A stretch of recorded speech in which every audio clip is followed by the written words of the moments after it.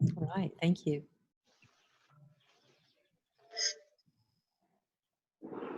We're good. We are. So we will call to order this meeting of the MSAD 49 Board of School Directors. We will start with a roll call. Wooten. Here.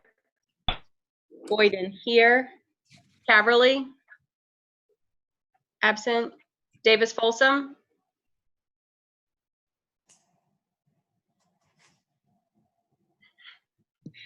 Here. Dumont. Here. Tim Flood. Absent. Hussey. Here. Kinley. Present. Kugelmeyer. Here. Lambert. Here. Reeves. Here. White.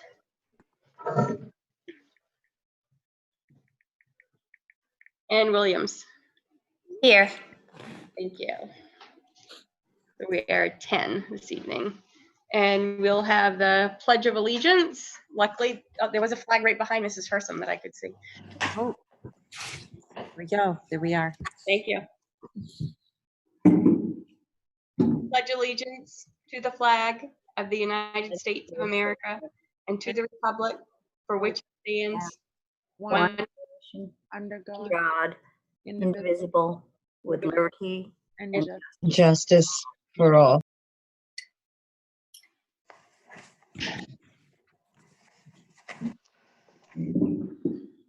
Okay, so I would entertain a motion to accept the minutes of the April 2nd, 2020 board meeting. So move. Second. So move. Was that moved by Roy and seconded by who? I'm sorry. Katrina seconded it. Thank you. Any discussion? No, seeing none. We'll do a roll call. Booton, Yeah. Boyden, yes. Caverly, absent. Davis Folsom, Yes. Dumont, Yes. Flood, absent. Hussey, Yes. Kinley, Yes. Kugelmeyer, Yes. Lambert, Yes. Reeves, Abstain. White, Yes. Williams. Yes. So the motion to accept the minutes of the April 2020 board meeting passes 9-0-1 with 2 absences. Okay. At this point, we are open to take any citizen input. The phone line has been open since about 6:45. So we have a phone line hooked right through to us. So John, do we have anyone that has called in for citizen input?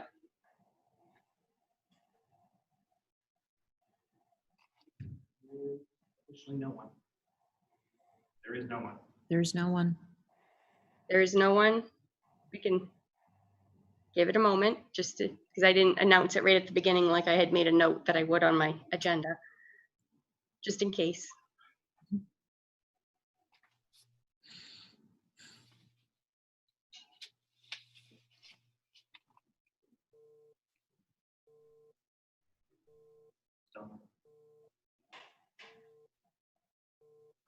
No? No. Okay, so we will move on to old business. We have the 2020-2021 budget on the agenda.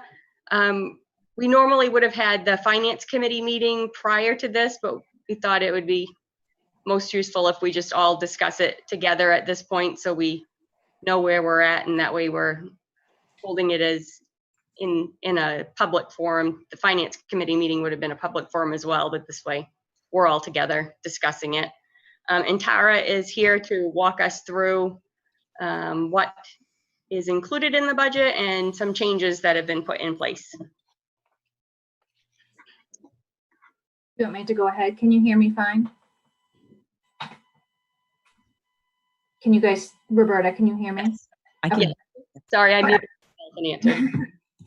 So what I've done is taken each article of the current budget and broken it down so we can talk about the increases and the decreases in each of those articles. So FY21 budget is up about 2.68% from last year.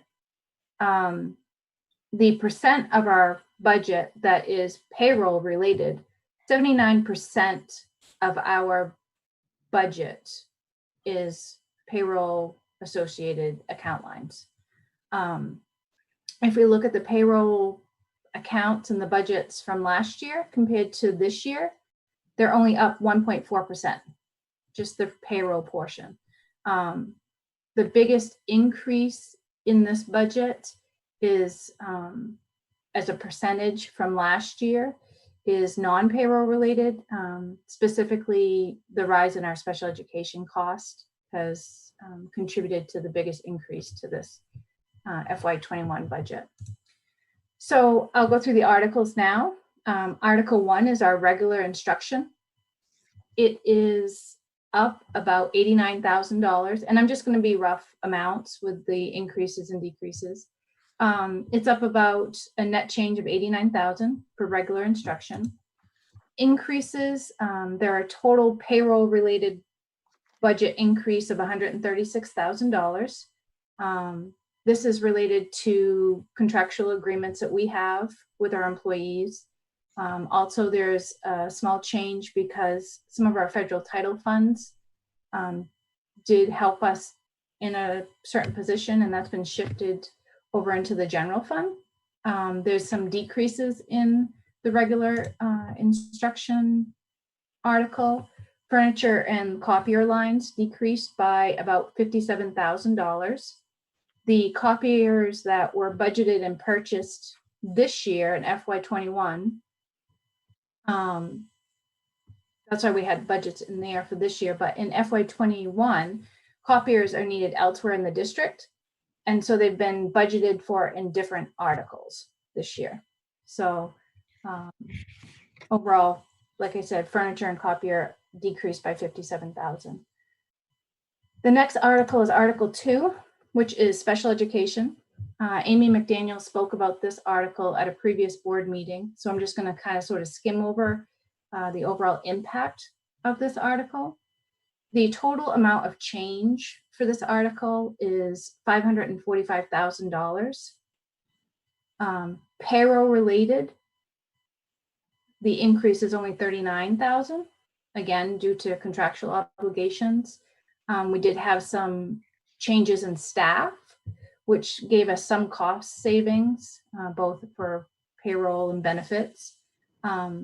Included in this article in payroll budgets is one new position, which is an ed tech that was needed to support our students. The remainder of the increase was for contracted services, which Amy addressed in her previous conversation with the board, but our out-of-district expenses are expected to rise, and this is why we're seeing the increase in the budgets for these accounts. There are some contracted services that we're currently paying for, but the account lines did not have budgets for them. So we're just bringing those budgets to where they need to be to cover expenses that we're going to incur in the special education article. Decreases in this article, the supplies and equipment are down by about $18,000. Article 4, that's our system administration article.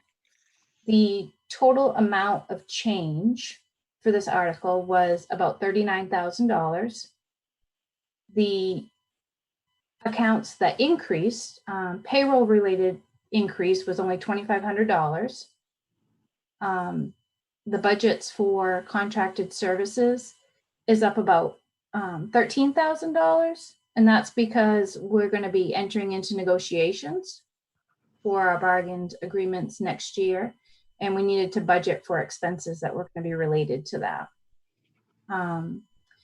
The budget account line that has the greatest impact on this article is for some software that we need to purchase. The district's financial software that we've been using since 2005. It's coming to an end and it's no longer going to be supported by the company, Tyler Technologies. We have budgeted $30,000 towards the multi-year migration process of moving over to this new software. I mentioned in Article 1 that the copier budgets had been moved to another article. This system administration article has a $8,800 that has been budgeted for a new copier to be purchased for next year. Decreases in this system administration. Last year, due to our multiple budget validation referendums, we had increased the budgets related to the referendum expenses. And this year we've realigned them to reflect the budget for just one referendum at this point and reduced that budget by $10,000. Postage and printing costs in the system administration article has been reduced by $4,400. The next article is Article 5, which is other instruction, co-curricular and extracurricular activities. The total amount of change in this article is just under $12,000. Payroll-related budgets are up about $4,100. Contracted services is up about $2,000. Dues and fees are up almost $4,000, but this is primarily due to us budgeting for expenditures that we have currently incurred and not budgeted for, such as fees related to the ACA. Supplies are up about $1,500, and this is for replacement of equipment for safety reasons for the equipment that's used. The next article is Article 6. It's support services. The total amount of change in this article is just over $13,000. The increases in this article, equipment budgets are up about $44,000. And this is due to costs associated with software and technology equipment that's needed. The decreases in the support services article, payroll-related expenses are down approximately $11,000 due to cost savings in changing of staff, the turnover of staff. Contracted services are down approximately $7,500. And supply budgets are down by almost $12,000.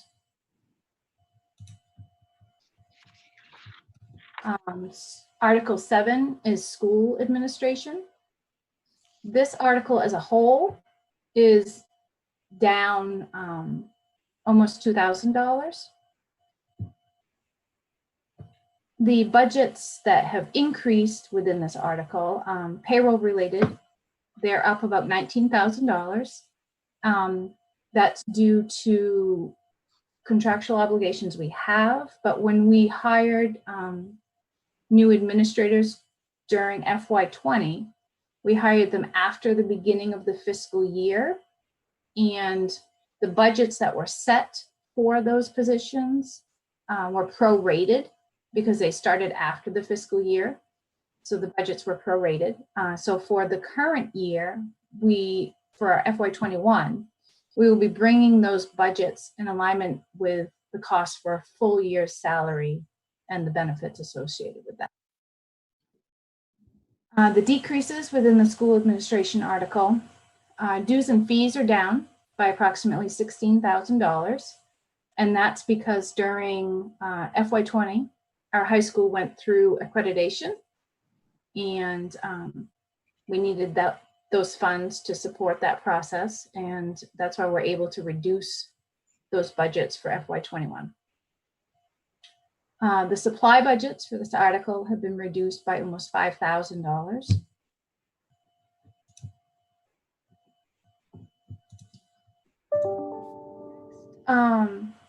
Article is Article 8, which is transportation. This article had a total of a decrease of almost $26,000. Within the article, the budgets that increased, payroll-related expenses increased about $33,000. The majority of this increase was due to us having to hire 2 new bus monitors during FY20. We had to hire them to support student needs that we had. Supply budgets for transportation are up. Supplies include fuel, so it's up about $10,000. This is due to an increased cost related to our fuel budgets. Our vans are operating more, traveling to take students where they need to. The vans are used, have quite a bit of use related to special education. Our gas contract also expired in FY20, which resulted in a new contract with a higher price per gallon. Decreases in the transportation article. The equipment lines have been reduced by $71,000 because we were able to get a grant that's going to be able to assist us in the purchase of a bus for next year. So we were able to reduce the budgets for the buses.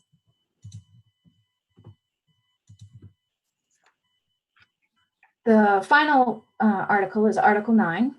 It's facility and maintenance. The total amount of change in this article is about $55,000. It is the increases for facility and maintenance were payroll related. These include all of our contractual obligations, plus a new secretarial position.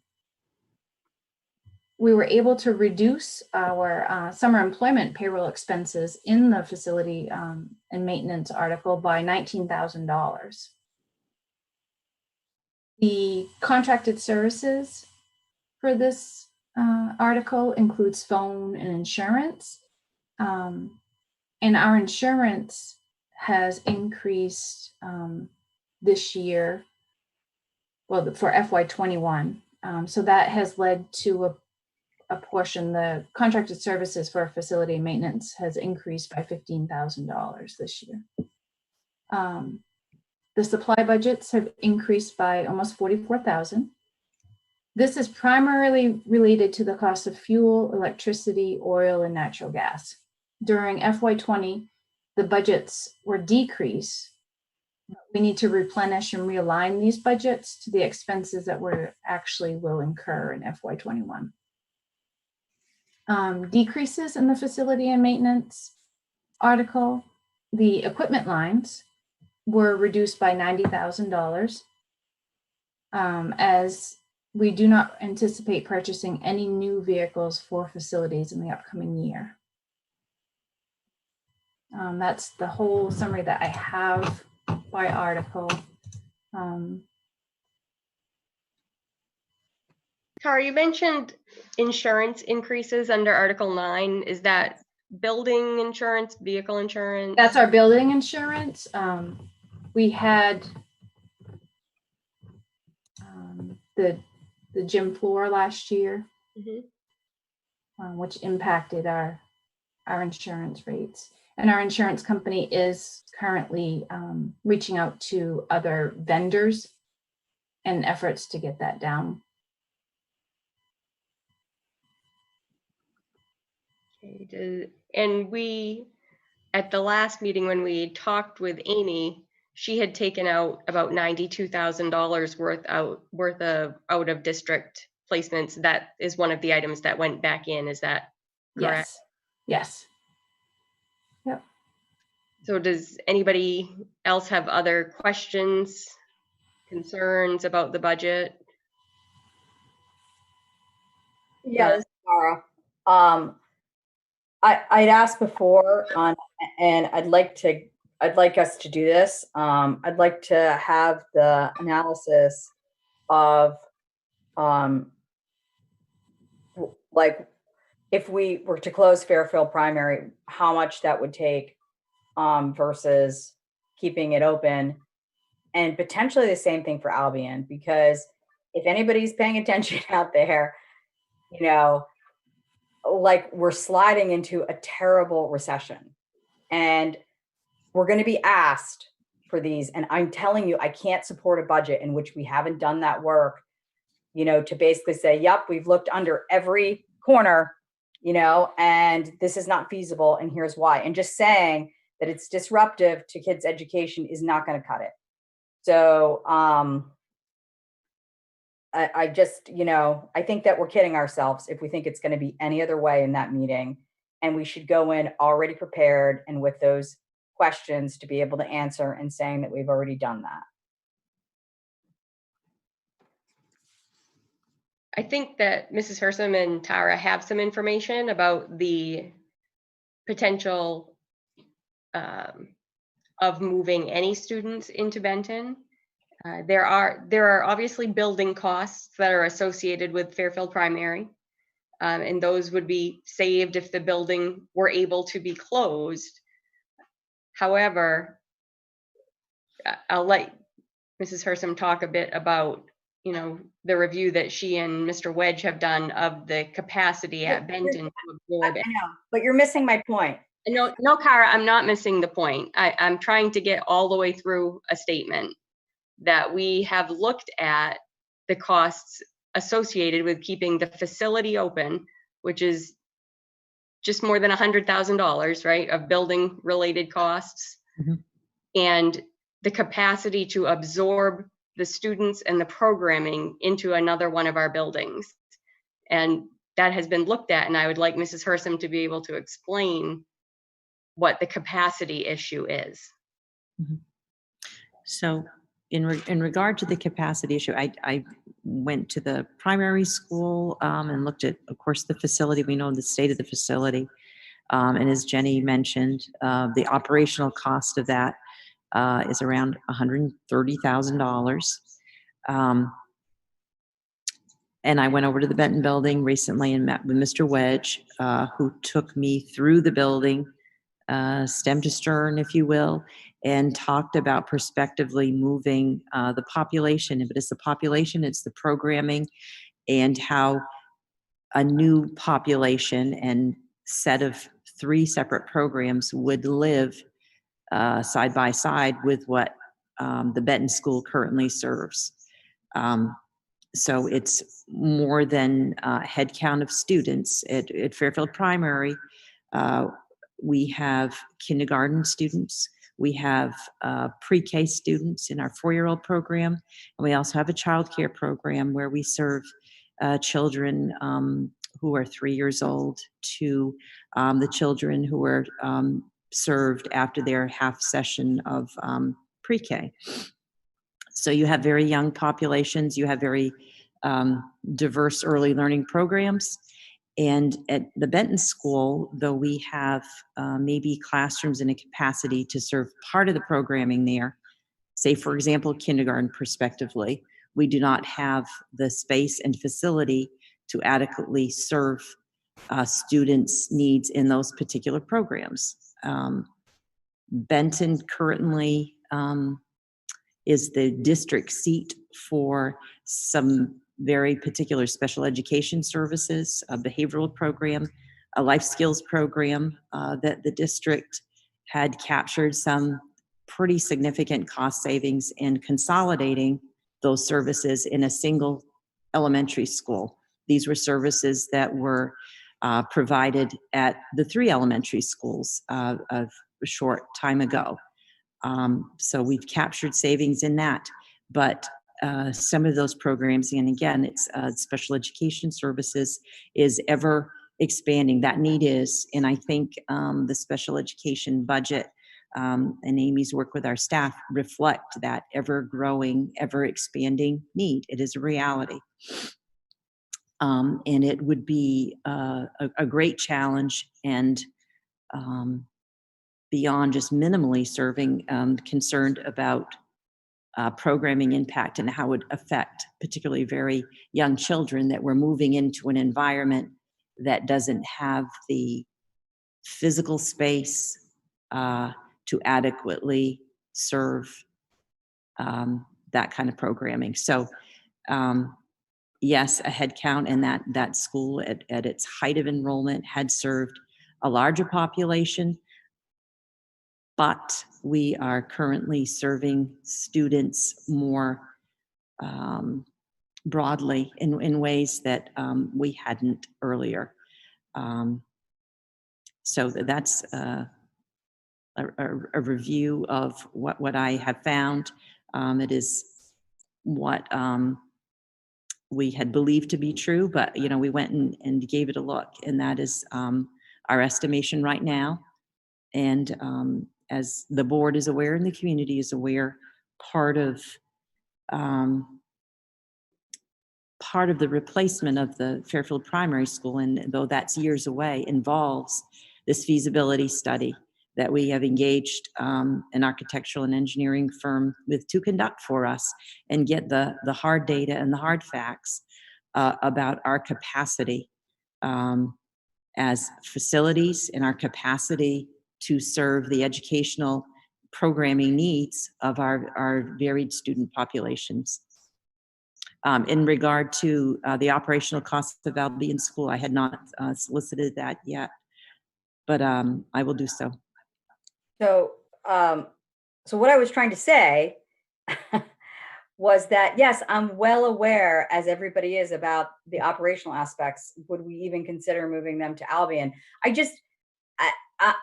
don't care. Fairfield Primary can stay open. That's not, but there are going to be people in the public who are going to be looking for us to cut some money. And before we furlough teachers, I would like to at least have a little bit more of a analysis. I get what you're saying, Roberta. I think when you're asking somebody, though, who has just lost their job and they're barely like making ends meet on whatever money that's coming in, that's just not gonna fly for people. And so I'd like to have something that's a little bit more robust. And I'm sorry if people are smirking and there's a challenge that I'm saying this, but I do that because I care deeply about our teachers. I care deeply about our students. And I don't want to have a protracted involvement with the community around this budget in this way. I thank you for the work that you have done. I appreciate that. And it is, it's unfortunate in this regard that we're not, a year into our project, and that we have all that data as a result of the CHA's study. But that is the robust study I think that you're speaking of, beyond exploring just the operational costs. That's readily determined, and that's just facility. I mean, the staff will go with the children, and the services and the cost of that will go with those children. Yeah, I mean, and as the last point, so we can move off of this, but if I sound at all confrontational in it, I think that's going to be pretty mild compared to what we're going to hear. So, like, I'd like to believe otherwise, but I think that, with all the uncertainty that we're going through right now, that just seems like an easy way for us to say, yep, we've looked at that. And I'll, and really it comes down at the end. I'd like the argument to be less about programmatic needs, because I don't know that sits well with people when they've had their entire lives updated. We all have programmatic needs, right? That may not be being met. I would really like it to come down to, it's not really fiscally feasible, because I think that actually is the argument that people can truly understand when there isn't a cost savings.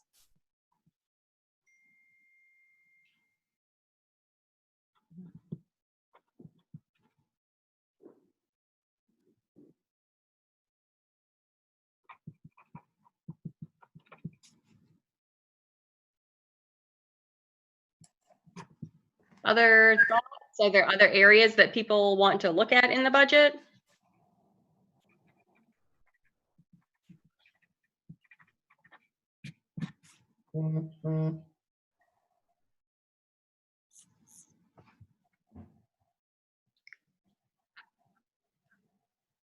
Jenny, if there's none, I'd like to make a motion that we recommend and approve this budget to move forward in the timeline.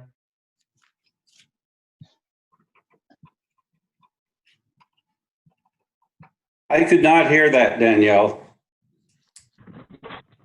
Sorry. I was going to make a motion to approve the for approval of the budget to move forward. As I rec- will second that.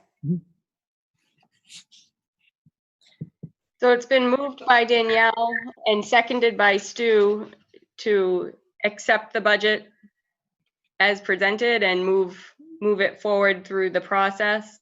Any further discussion?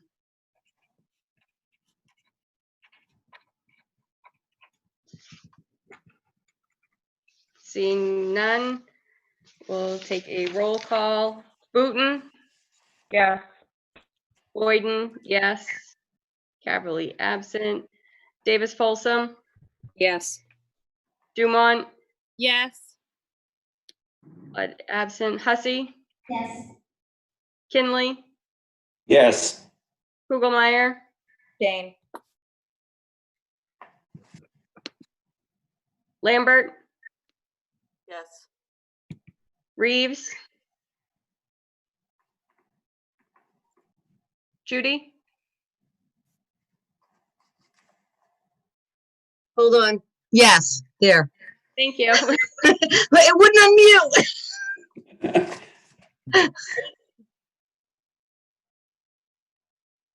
White, Abstain. I'm sorry, Roy, I didn't get that. Abstain. Okay, thank you. And Williams. Abstain. Okay, so we have 1, 2, 3, 4, 5, 6, 7, 7, 0, 3 to move to accept the budget as presented and move forward. Okay, given that, I have the long motion to read regarding the budget. Actually, before I do that, let me just provide a little bit extra. Normally we have our budget, district-wide budget meeting in May, and that works out for us to be timed with the June referendum. The June referendum has been delayed until July, so that pushes back the timeline for the district-wide meeting until June. So the referendum will be July 14th and the district-wide meeting can be June 16th. So just to give everybody some context before I read dates that seem strange. So will the MSAD 49 Board of School Directors vote to call and approve the warrants for the budget meeting and the validation referendum, and to authorize the notice of warrants of amounts adopted be approved in form and presented to this meeting, and that a copy of said vote be included with the minutes of this meeting. Vote to call and approve the warrants for the budget meeting and the validation referendum, and to authorize the notice of amounts adopted. That the warrant for the Maine School Administrative District number 49, the district budget meeting, be presented to the meeting, be adopted, and that a district budget meeting be called for June 16th, 2020, to the purpose of voting for the annual budget for the district for 2020-2021 fiscal year.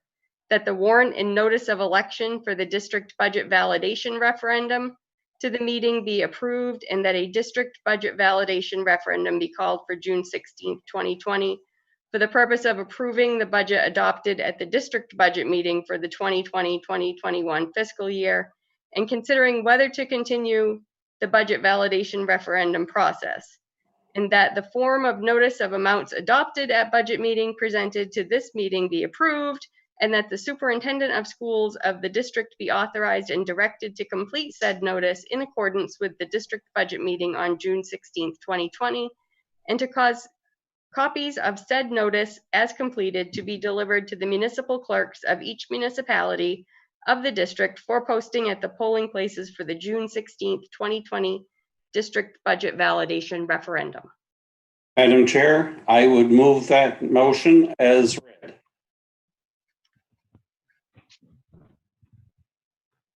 Second. Moved by Stu and seconded by Danielle to move the motion as read. Yes. Any discussion? I do have a question. I thought there was a requirement that the actual budget meeting had to be held, or the referendum that came afterwards had to be held in a certain number of days. I seem to think something like 2 weeks. No, I don't think so, because normally we've had, it couldn't be less than that, I think is the Okay, good. posting requirement is at least so many days. Thank you. Yes. So we'll take roll call. Booton, Yes. Boyden, yes. Caverly, absent. Davis Folsom, Yes. Dumont, Yes. Blood, absent. Hussey, Yes. Kinley, Yes. Kugelmeyer, Okay. Lambert, Yes. Reeves, Yes. White, Abstain. and Williams. Abstain.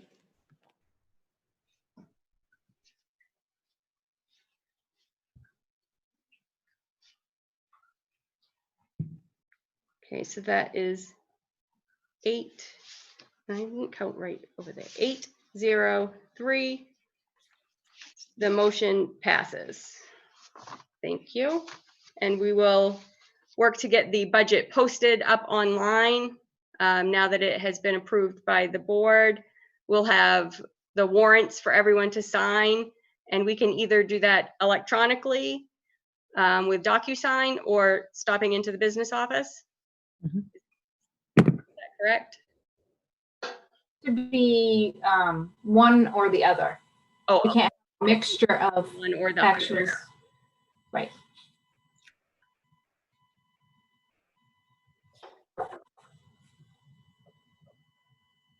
So which is the district's preference, that we sign electronically or sign in writing?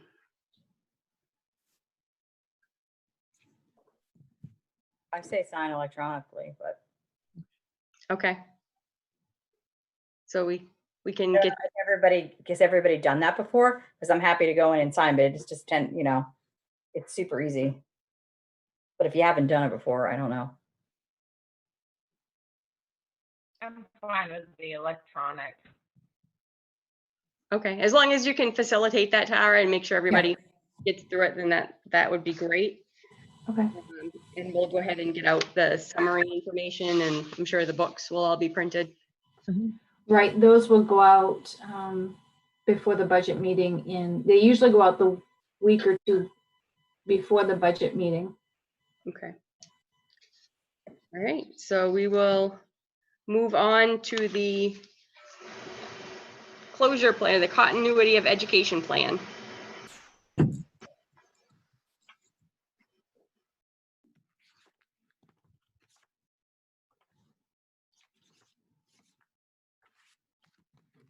Okay.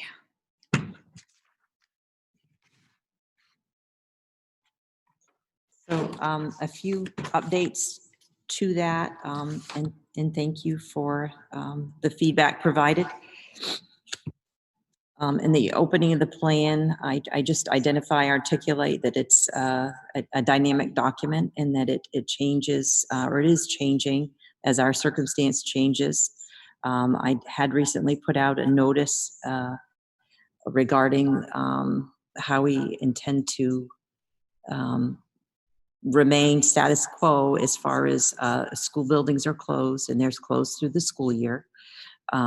As stated by our commissioner, and we are not intending to reopen until we hear that it is safe to reopen the school buildings. However, our program continues as it evolves and is refined and develops. One of the pieces that I was asked to include is some information about communication and where that information can be found. As far as what the superintendent is communicating, what I am doing is posting up notices under the news portion on the banner page. It gets sent to copy to our Facebook page. Also, we're using our school messenger as a medium. We're also relying on principals to communicate through the same forum in regard to reaching out to families, to staff, to students. I know that there is communication between staff and school administration. And I believe that is happening nearly weekly. Faculty meetings are being convened and check-in sessions among them. We have solicited faculty feedback in regard to the state of the plan right now and the delivery of our educational services as they are in this form. And I've received that feedback from our building principals. As recently as yesterday, our principal at the high school, Mr. Bowers, had met with the senior class in regard to soliciting some input from those students about graduation and end of year ceremonies and how we might address that need to bring closure to their years in the high school, recognize the scholars and other students who have been awarded particular awards. There are usually several assemblies that happen at the end of the school year. We can do those virtually in part, but as the physical graduation, I think that'll be a challenge. Students themselves had some great recommendations. Nothing has been decided yet. He is going to check back in with them in a few weeks. They talked about more of a parade of sorts, pre-recording pieces of it virtually, conveying in a live session, but we have decided that we would go forth with some sort of ceremony in some form on June 4th and stick with the school calendar, because we believe it would be easiest and most likely that we would have students still together and connected to Lawrence High School. And there are other ceremonies that we will proceed with in some fashion remotely.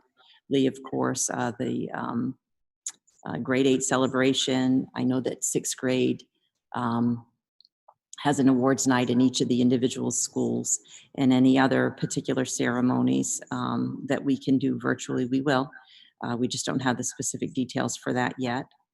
Another question that had come up, and I had some points about that in the last update I gave you in regard to grading. And I think the commissioner said it best in her statement about, holding students harmless, trying to engage students and provide them with feedback, but understanding that the system that we had in place in regard to grades was suspended. The last day that students were engaged in that fully was March 13th. And I am not certain that we have currently any fair measure of ensuring any degree of accuracy in a grading system that we can't implement anymore. So we are utilizing a pass or an incomplete in grades 9 through 12, with an understanding that if this closure in any way has interfered and caused a student to receive an incomplete, that needs to be addressed. And, the primary concern right now, most immediately, are our seniors. And I am not sure that we can be, identify with any degree of certainty what those individual circumstances are and what is interfering with students fully participating in our programming. So we have settled on pass or incomplete, and we will hold on to that information and work toward identifying those gaps in learning, because they are going to occur, and work through that through some means of assessing where students are at. Hopefully we're able to have a solid plan for that in the upcoming weeks, and certainly before school closes for the summer.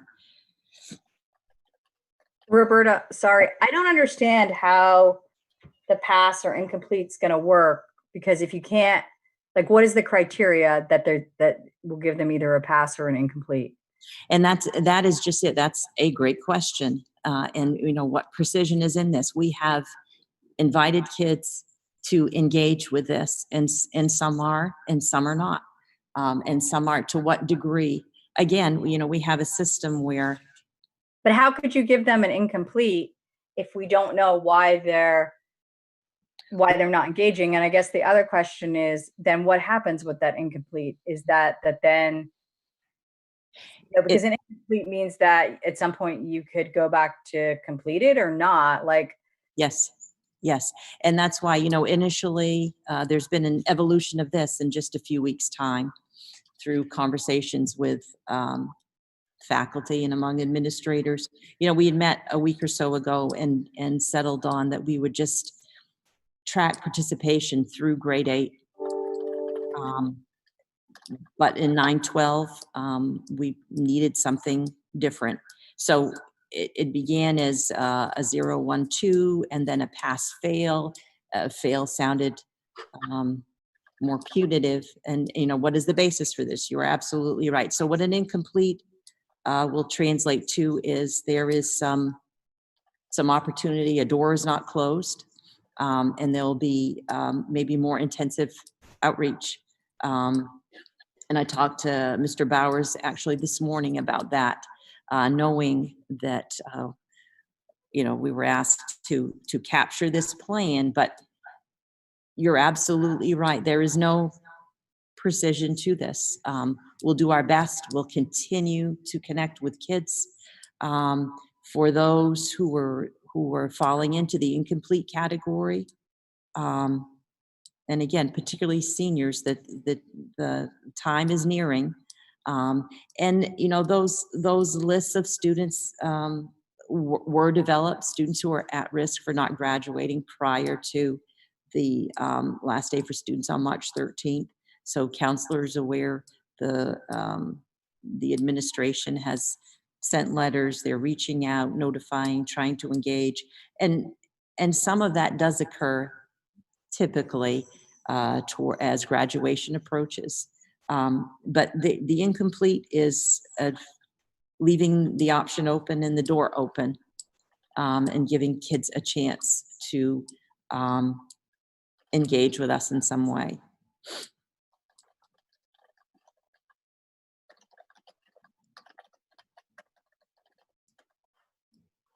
Initially, when we talked about this, and again, in 4 weeks' time, we're where we're at, but we looked at just participation. But again, with the input of administration and teachers are wanting to know also, how do they evaluate the work coming to them? We have output on our end. We're employed to do this work. And, we don't have physical custody of students anymore like we typically do during a normal school experience when our buildings are open. So these are all considerations. And the other piece of this is we also know, because of this disruption, due to this closure, that, as I said, there'll be gaps in learning, and we're beginning to assemble and put together means of assessing where those gaps are. We know that when we reopen schools, when we open our buildings, we'll need to be prepared to find a way to intervene, find a way to identify where those gaps are, and provide some interventions or a mechanism to get students back on track with our identified curriculum. And I don't think we know what that looks like actually, but as I mentioned at the last meeting, we have some assessments in our budget in place to do some of that work.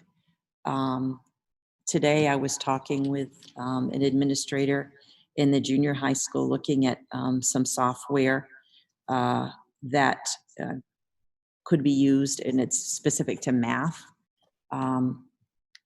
But I think that we're going to find there'll be other resources available to this. This is happening globally, certainly. It's happening nationally. It's happening to, every student in school settings right now, in elementary and secondary and post-secondary. And we have some time, and we know that there's some urgency. June is not so far away. And we know that we need to be able to refine our delivery method and probably, depending on what August brings, working on refining this platform. And maybe our expectations also about engagement. So long answer, Kara. Thank you. Thanks. Yeah, no, yeah, I mean, we've got some challenges, obviously. And in this, I'm torn because,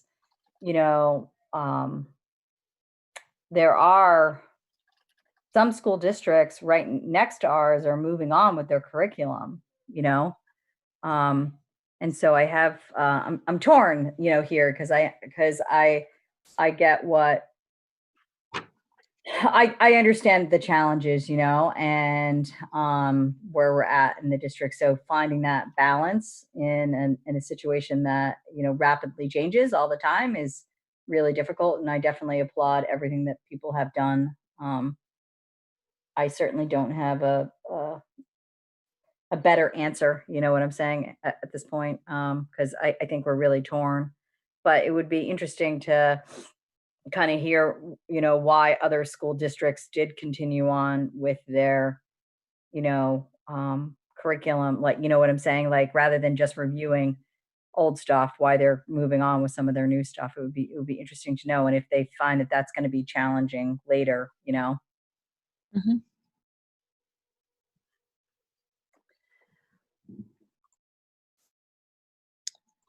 I think one of the things that's hard for me when I look at this plan and think about it is it seems to take it's sort of plan that because we can't know that all kids are going to engage and participate and succeed, then we will not create the circumstances for any of them to. And I wish as a district we would that the approach would be different, that we would offer as much as possible and make more learning opportunities available to our students, and then invest time and energy in helping to engage those that can't, not punishing or going after the students who aren't able to engage for a number of reasons. Work to continually support them and bring them in if possible.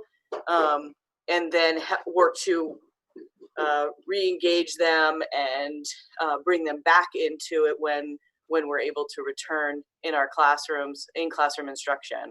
And I think just when I look at this, and we all had a chance to look at some other plans, and I'm sure all of us know people in other parts of the state and other districts, and Carr's right, not far from us. There are different approaches being taken, and I just think it's hard to support this way of going about it in our district. I think it undersells our students.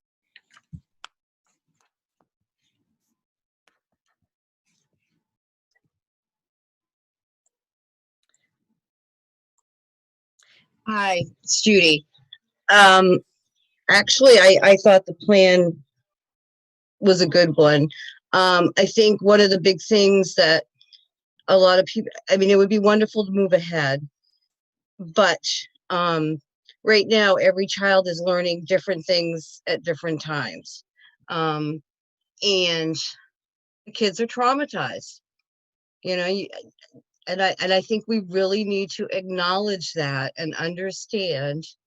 I know we have days where there's a lot of tears and we just don't do anything. His first meeting with his teacher, he cried and was upset because he missed everybody afterwards. So, frankly, I'm more concerned with just emotional health and well-being. Kids are resilient, and you know, the seniors are a different thing. We obviously, you know, we need to get them engaged and as many that can graduate on time as possible, but I'm not worried about keeping up with the Joneses. I'm worried about our kids emerging from this and us as unscathed as possible. And we're all traumatized right now. Kids will learn. Kids are resilient. You know, we've got time, and we're all going through this. And I think we really need to remember that. I hear what you're saying, Judy, and I also think we have to be thoughtful and respectful to our parents and our community who are bearing the burden of what the school does not do right now.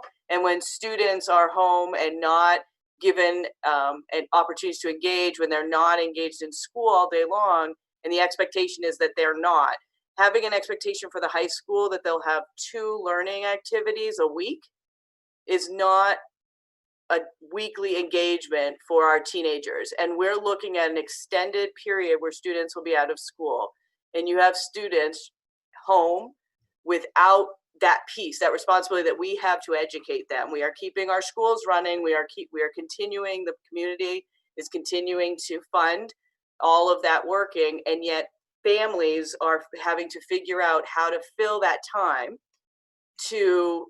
for the obligation that the school has. I think I'm 100% with you. I think kids are resilient. I think kids will. I don't think Lawrence kids, MSA 49, our area, I don't think our kids are any less capable of other kids that we're seeing are meeting these challenges. We certainly have school districts around the state that are in far more desperate or hard times than our community is. There's always harder and always easier situations going on where education is continuing. So I just think that it's a choice that we make about the importance and the value of that. I think we never stop to support our students and forget that there are hardships and give them that. We would give them that when regular school is in classroom, in session. But that doesn't mean that we don't have that obligation to continue to educate on a level that is at least somewhat relatively close. Yeah, I definitely, as someone who's living this right now as a teacher, so, you know, I want to echo what Judy said, where some of my students they're all over the map, you know, but the ones that can perform and are either wanting to perform because they're able to perform, or they want to perform because it's the thing they need to distract them to perform. What I worry about is that by not providing a more intensive learning opportunity for them, we're losing those students that could be super engaged. And I I know a bunch of those students, you know, and I think we could be creative about what that looks like. I don't think it has to be, you know, I think there's lots of opportunities here and other opportunities to engage parents to see how they are thinking about engaging their students at home and what that looks like for them.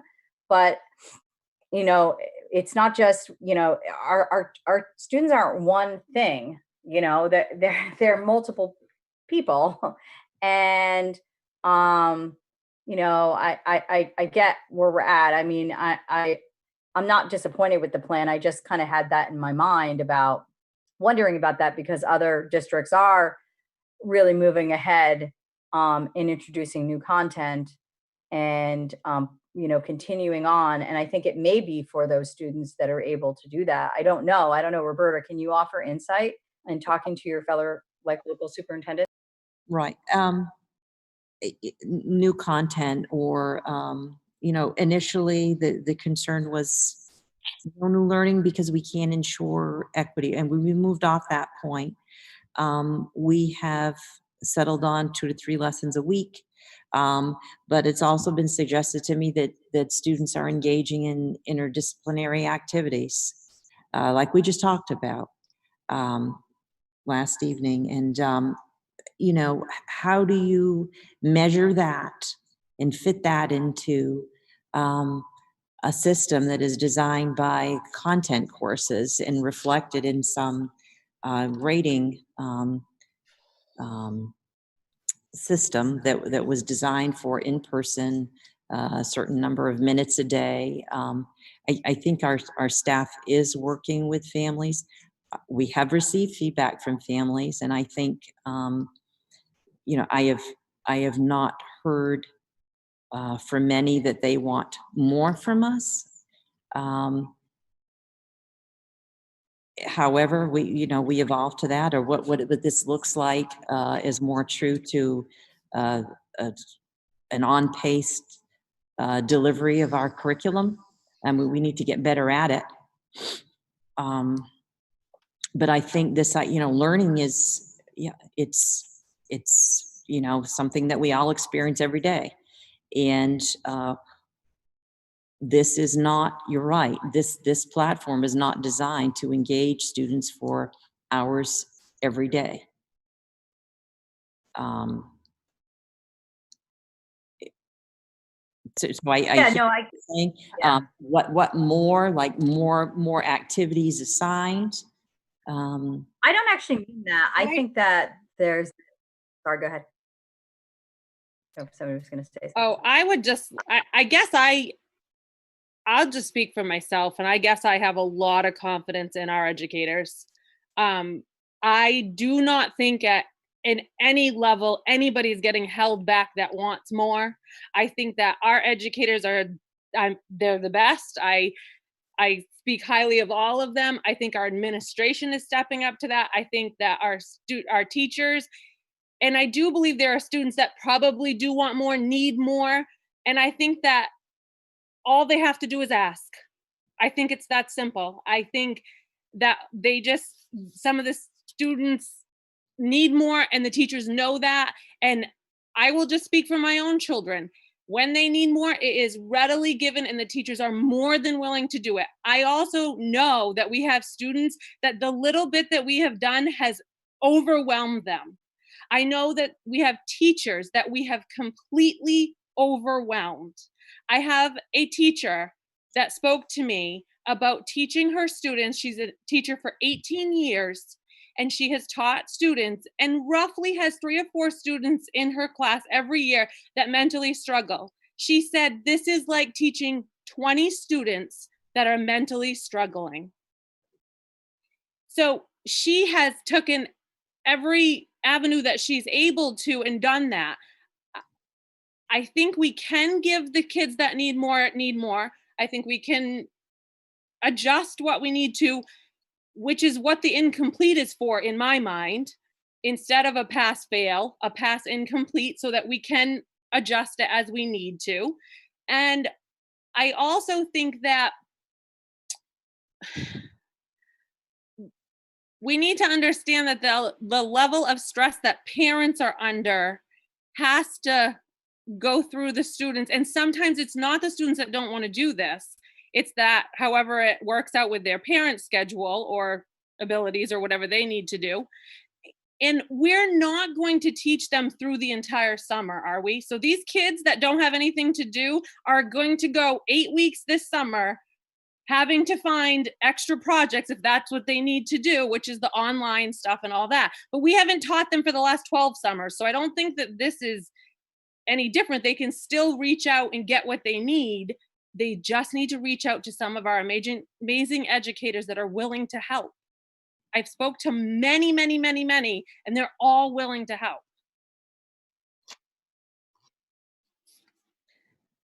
And I think, oh, I'm sorry.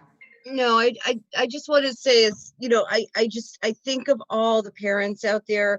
Back when I was working and my older two were going through the system, and especially now, if I were in healthcare still, I would be working double shifts. Just, I mean, 12. And I think, you know, there are a lot of parents out there in these jobs that essentially, and you know, and kids are kids. They need, unless the few, you know, they generally need prodding normally under school. Did you do your homework? Did you do this? Did you do that? And that's another one of my concerns. That's just a stress. If I had to come home after working 14 hours and fight with kids to do homework or do online platforms, in this incredibly stressful, scary time anyway. You know, I just think we really need to understand we're dealing at a lower Maslow of needs, provide as much as we can, and the platforms are wonderful that we've gotten.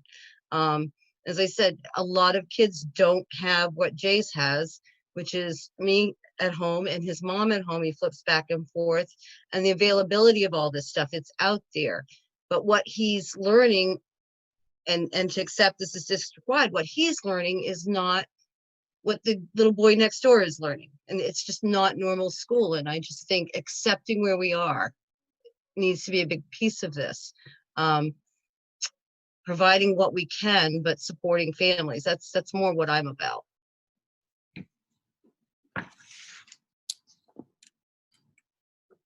So I just want to reiterate what I said at the last school board meeting. I wanted to thank Roberta for all the work she's done and the administrators and our amazing staff that we have.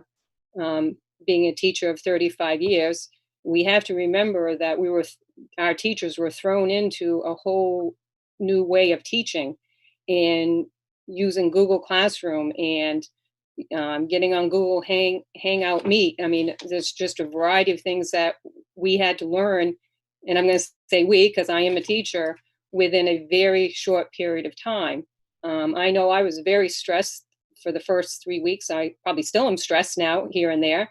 But I think that the staff that I've spoken to, you know, they have their moments where they're stressed, but they care about their students, and they want to do the best for them that they can. But we, as Judy and Katrina said, we have to remember everybody's social and emotional, mental well-being also, and be careful about how much work we ask them to do. We just started all of this. This is still new. We just handed out the Chromebooks, laptops to the students. And I support the plan that Roberta has gone over, as long as we know that there will be changes made between now and the end of the year. If things are going to change, maybe we do add, I mean, I know you can add enrichment activities in for the students to do, but we have to be very sensitive of what we're asking our students to do. They're all at different places in life right now. So I want everyone to be cautious of that.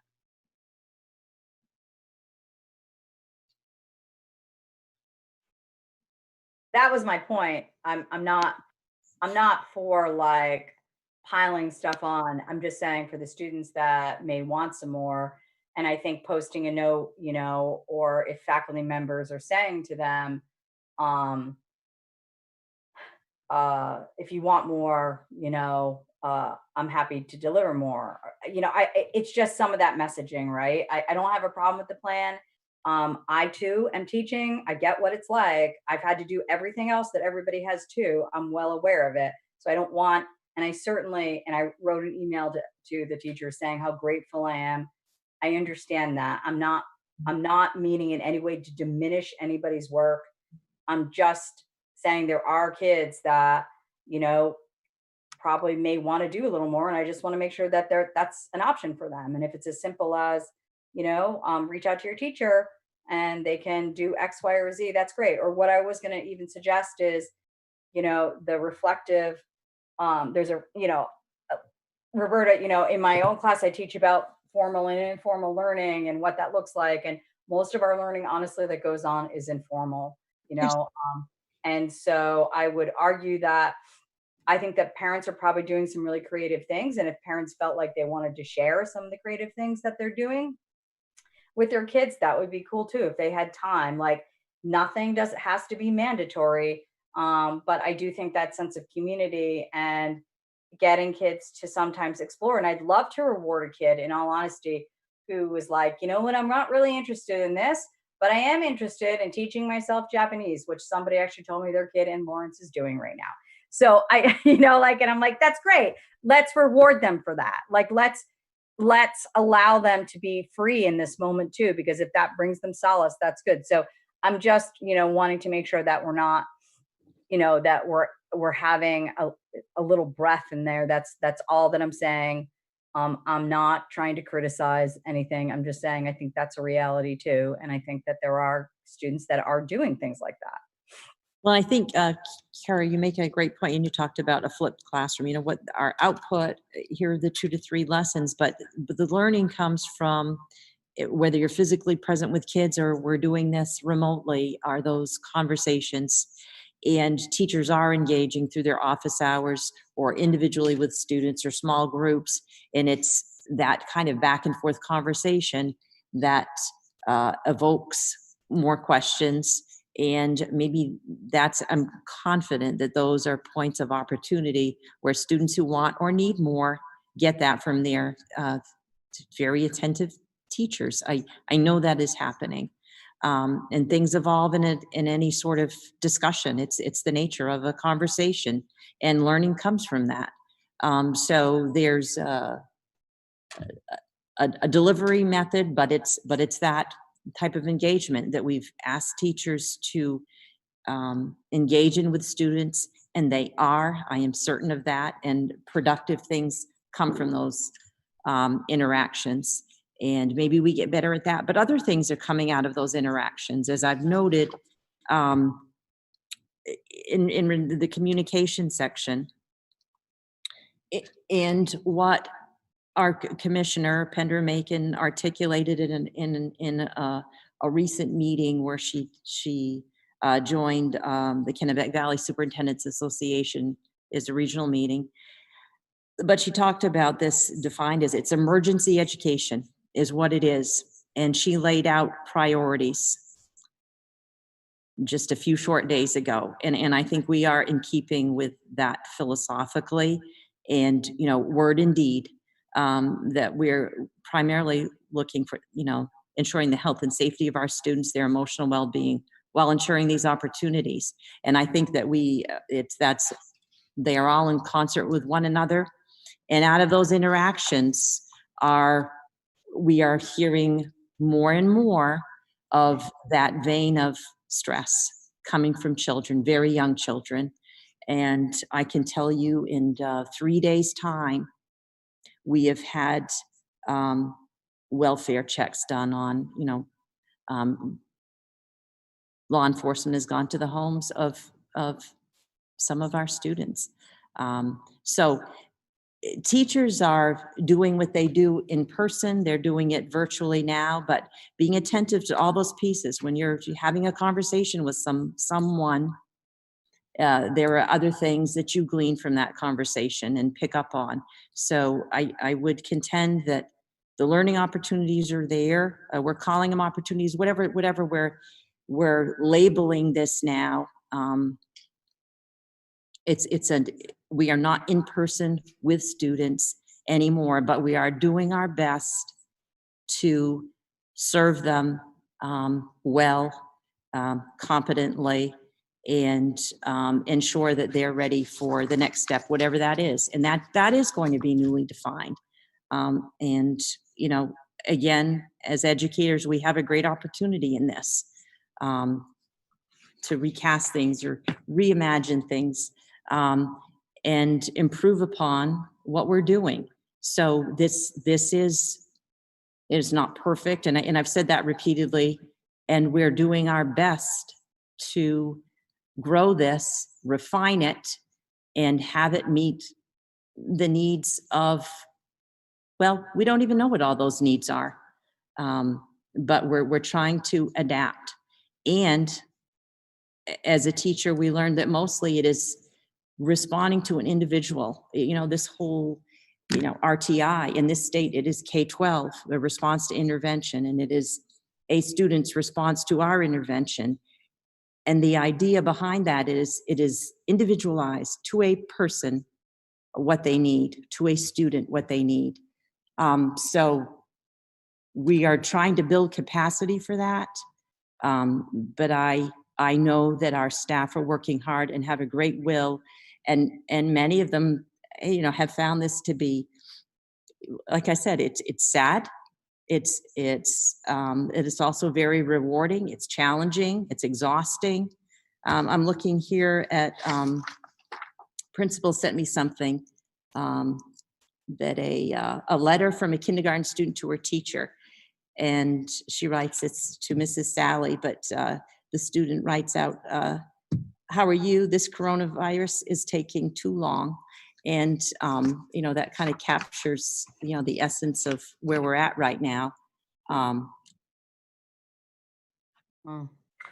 do want to just commend them teachers again. I mean, for the own work that we have, you know, in addition that we have our child doing at home, you know, some of it has been in concert with her teachers. They've been incredibly helpful, you know, and I do want to echo that. But, you know, I do think just, you know, as long as students know that they could potentially get more if they wanted it, right? That's great. So what action would the board like to take regarding the continuity of education during COVID-19 closure plan? I move to vote to support it. Second. All right, so I have a motion to support the continuity of education during COVID-19 closure plan, moved by Cara and seconded by Danielle. Any discussion? Okay, Booton, Yes. Boyden, yes. Davis Folsom, Yes. Dumont, Yes. Hussey, Yes. Kinley, Stu, you're on mute. Yes, I finally woke up.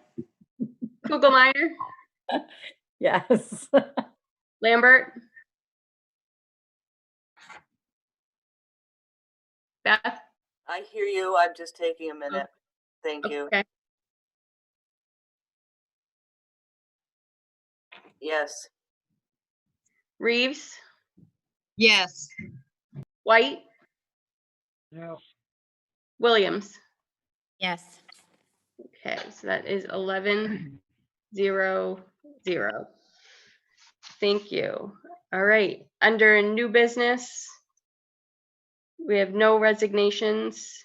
And under appointments, I would entertain a motion to approve Deb Young as life skills special education teacher at the junior high school. So moved. Second. Moved by Stu and seconded by Judy to approve Deb Young as a life skills special education teacher at the junior high school. Any discussion? None. All in favor? Oh, nope, not all in favor. Booton, Boyden, yes. Davis Folsom, Yes. Dumont, Yes.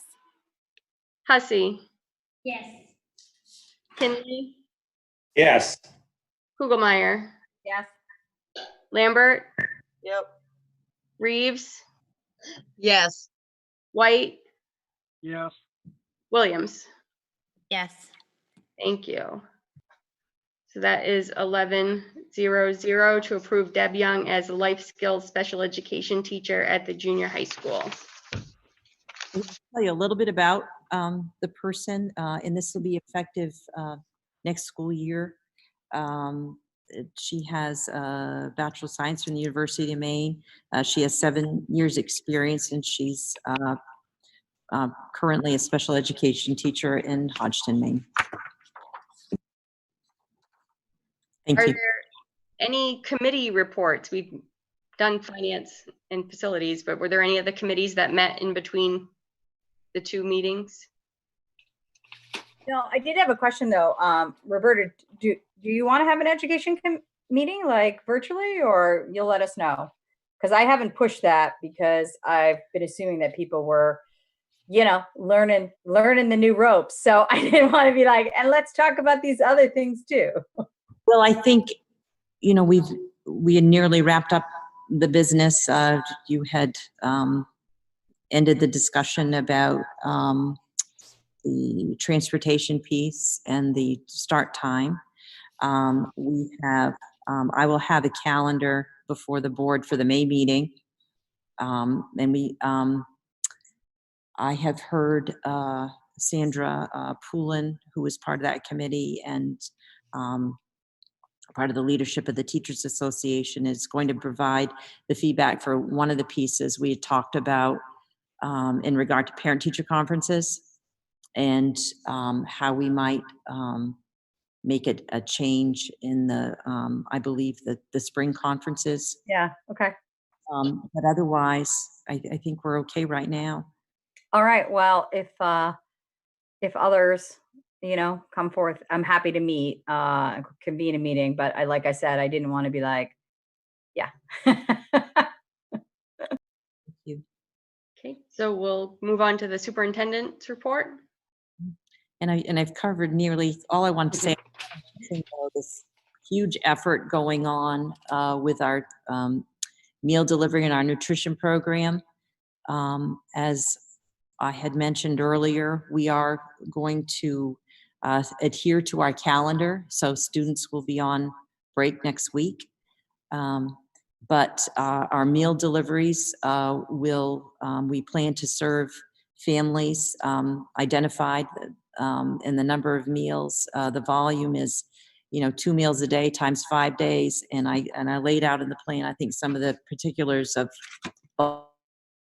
So it's a huge effort. If you go down to the cafeteria in this building and the Benton School and look at that, we're boxing up bulk meals, and with the help of our transportation department, Scott Washington, box trucks to get some of these out, and they will be out into homes by Friday, by tomorrow. We also, and I had mentioned it earlier, but we've received from LL Bean and the Good Shepherd Food Bank packaged up some meals for the week for our backpack program students. It's actually more than a week. Dry goods and other supplies that will go out for delivery tomorrow, and just other staples, I guess. But that is a big effort, and trying to assist families who may be vulnerable and being sensitive to that. Again, a credit to our food service staff, our director, Dan Chamberlain, and Scott, and his work with his staff to package that up and put that on the road and get it into homes is just quite remarkable. So thank you to all of them. And that concludes my report. Okay. We have our conflict of interest statement. So I will read through those. We have Danielle Booton, Literacy Volunteers of Waterville and the Friends of Messalonsky Watershed, Jenny Boyden, State of Maine, Neil Caverly, Caverly Farms, Tim Flood, CMD Incorporated and Flood Brothers LLC, Ray Davis Folsom, the Waterville School District, Katrina Dumont, Personalities Hairstyles, Kara Kugelmeyer, Colby College, Beth Lambert, State of Maine, Roy White, Pools Plumbing, and Sarah Williams, CMP. Is that all correct? If anybody has anything incorrect, speak up, please. Jenny, I need to amend mine. Okay. I'm actually employed by Avangrid. CMP is a subsidiary. Okay. But- We will get that updated for the minutes. Thank you. Thank And, you. I wasn't fast enough on the trigger, but I did want to, after Roberta spoke, I did want to echo and say, and like, thank you specifically to Scott Washburn, everyone who's working with him and the people who are providing the food.